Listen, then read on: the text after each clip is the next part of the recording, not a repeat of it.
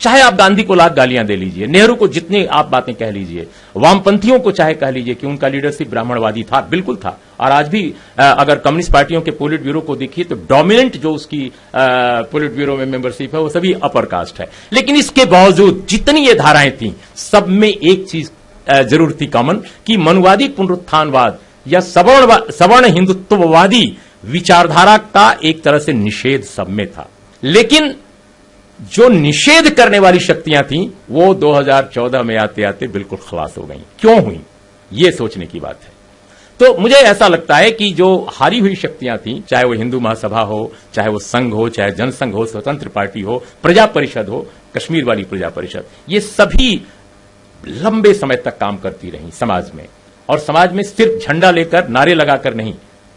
बहुत सारी पार्टियां बहुत अच्छे विचार रखती हैं, लेकिन वो केवल नारे लगाती हैं, विचार केवल भाषण दे लेती हैं, कभी आयोजन कुछ कर लेती हैं, लेकिन जनता के बीच जाकर के उन्होंने काम नहीं किया। इन लोगों ने कीर्तन, भजन, मंदिरों का विस्तार।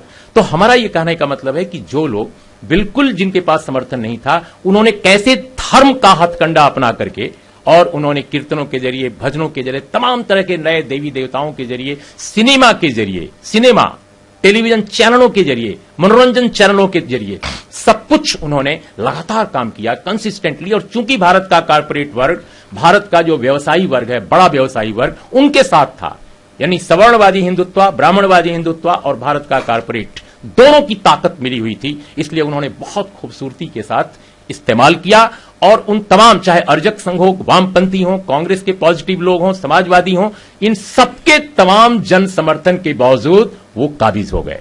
इसलिए उनके काबिज होने के पीछे एक मेहनत है। प्लीज आप इस बात को समझिए, वरना फिर आप इतिहास में बार बार गलतियां करते जाएंगे। उन्होंने मेहनत की, उन्होंने फ्रॉड का एक बड़ा तंत्र खड़ा किया, उन्होंने मिथ्या का एक बहुत बड़ा दार्शनिक ढांचा खड़ा किया। और आप सिर्फ नारों में, सिर्फ अच्छी बातों में लगे रह गए कि आपके पास इतिहास है, आपके पास विरासत है, आपके पास दर्शन है, आपके पास विचार है, आपके पास अंबेडकर है, आपके पास बुद्ध है, आपके पास सब कुछ है, लेकिन आप जनता के बीच नहीं थे। सो ये वो कारण है जिसकी वजह से आप किन मनोरंजन चैनलों को अपने घरों में देखते हैं, आपके बेडरूम तक वो घुसे हुए हैं। आप क्या बात करते हैं, आप एक सेमिनार यहां कर ले रहे हैं, लेकिन आपके बेडरूम में हर शाम 6 बजे वो शुरू हो जाते हैं और वो बताते हैं आपके बच्चों को, आपकी बीवी को, आपकी बहन को, आपके भाई को, आपके दादा को, आपके दादी को कि क्या सोचो, क्या सुनो, क्या सपने देखो। हम बहुत सारी अच्छी अच्छी बातें करते हैं, लेकिन दलित वर्ग के, ओबीसी वर्ग के, आदिवासी वर्ग के लड़के यहां पर इतना बड़ा लाल धागा बांधते हैं, इतनी बड़ी बड़ी अंगूठियां पहनते हैं चारों ओर, और जाकर के मंदिरों में शीश नवाते हैं और पंडित जी को बहुत पैसा देते हैं।